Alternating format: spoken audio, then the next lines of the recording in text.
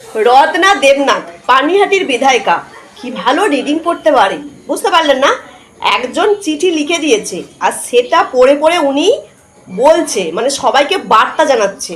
মানে উনি বিধায়িকা হয়েছে নিজে থেকে, কিন্তু দুটো কথা সবাইকে বলতে পারছে না। কেউ লিখে দিয়েছে, সেটা দেখে দেখে পড়ে বলছে। এতদিন আমরা জানতাম উনি যা বলে, মানে এতদিন আমাদের আন্দাজ ছিল যে উনি যা বলছে এখন ওনাকে কেউ শিখিয়ে দিয়েছে, কিন্তু উনি আজকে নিজে থেকে প্রমাণ দিল।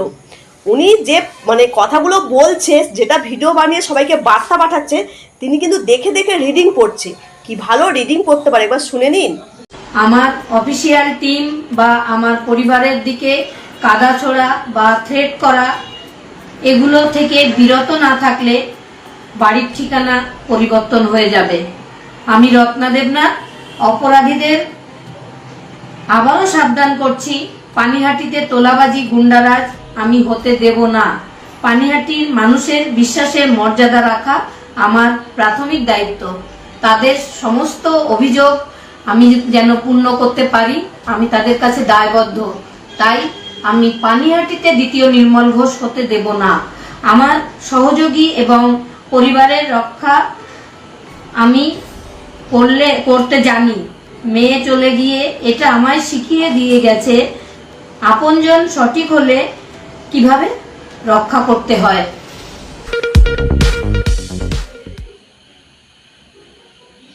উনি এই চিঠিটা কেন পড়লেন জানেন?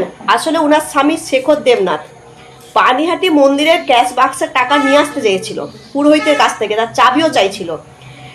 এটা জানার পর বিজেপি নেতা সন্ময় ব্যানার্জি সেই পুরোহিতকে ফোন করেছিল এবং পুরোহিত পরিষ্কার করে বলেছে রত্না দেবনাথের স্বামী শেখর দেবনাথ প্রণামী বাক্সের ক্যাশ বাক্স টাকা আনতে এসেছে, চাইতে এসেছে, এবং সেই অডিও রেকর্ড এখন ভাইরাল হয়েছে। আর সেই জন্যই ইনি এই চিঠিটা রিডিং পড়লো, বুঝতে পারলেন? কথাটা হচ্ছে কি কি কি কথোপকথন হয়েছে সন্ময় ব্যানার্জির সাথে আর ওই হচ্ছে পুরোহিতের, আপনারা একটু শুনে নিন। বঙ্কুবাবু বলছেন? হ্যাঁ, বঙ্কু বলছি। আচ্ছা, আপনি তো সেবাইত বোধ হয় হ্যাঁ মৎস্যতলা। হ্যাঁ হ্যাঁ হ্যাঁ, আপনি জানেন তো এর মন্দিরে এসছেন তো? হ্যাঁ, আমি সন্ময় বন্দ্যোপাধ্যায় বলছি। বুঝতে পেরেছি। আচ্ছা, নাম এরকম লেখা আছে কেন? আচ্ছা, ফোন নাম্বার লেখা আছে। একটা খবর পেলাম, সেটা হচ্ছে আপনাদের দুটো যে প্রণামীর বাক্স, সেই দুটো বাক্স কি কেউ চেয়ে পাঠিয়েছে?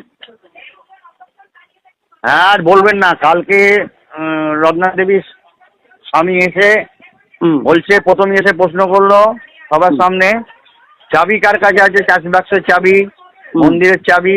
তাহলে কেন বলুন তো?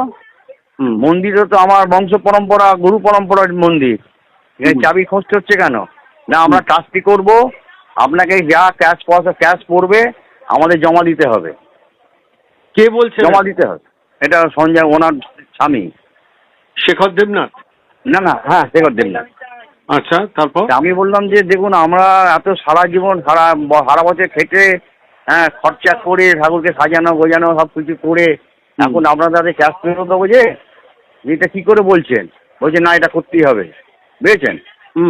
বলে সব চলে গেল। তারপরে কৌশিককে ফোন করলাম, কৌশিক ভোলাকে ফোন করলাম। কৌশিক বলতে কৌশিক চ্যাটার্জি? কৌশিক চ্যাটার্জি। ও বললো যে হ্যাঁ, এরকম ধরনের একটা আলোচনা হয়েছে। তা এখন সন্ধ্যেবেলা যখন ও এলো, বললো ক্যাশ বাক্স ওরা লোক আসবে, খুলে নিয়ে যাবে। তা আমি বললাম যে ঠিক আছে, যদি সবই যদি নিয়ে যাওয়ার পয়সা করি, তাহলে এখানে চিড়ে মুরগি ফল এসব পড়েছে, তাহলে এগুলো নিয়ে যেতে হবে। নিলে সবটাই নিতে হবে, একটুখানি রাখলে তো হবে না।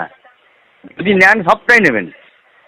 আর আমার মন্দিরে যদি আপনারা যদি ট্রাস্টি করেন বা করেন, আমার তো মন্দিরে তো আলাদা ফাঁকি তুলে দিতে হবে। তুলে দিয়ে আপনারা যা করার করবেন।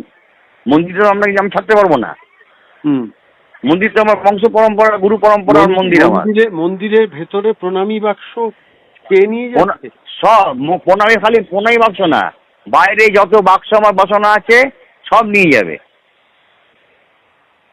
মানে দণ্ড মহোৎসব তলায় প্রণামী বাক্স সব নিয়ে যাবে? নিতে এসেছিল কি? নিতে আসবে। আপনারা বলবেন তাহলে লিখিত ভাবে দিতে হবে। আপনারা যদি দেন, আমি আপনার কাছে বলছি, কে নিয়ে যাচ্ছে, কি নিয়ে যাচ্ছে, তার দায়িত্ব নিতে হবে কারুর নামে। হ্যাঁ, ঠিক আছে। আপনি ভাবছি ভিডিও করে নেবো, ভাবছি। ভিডিও তো করবেন, কিন্তু লিখিত ভাবে নিতে হবে। মন্দিরটা আচ্ছা। পরিচালনা করেন সেবায়িতরা তো। হ্যাঁ তো মন্দিরের ভেতরে সেবায়িতের বাক্স নিয়ে যাবেন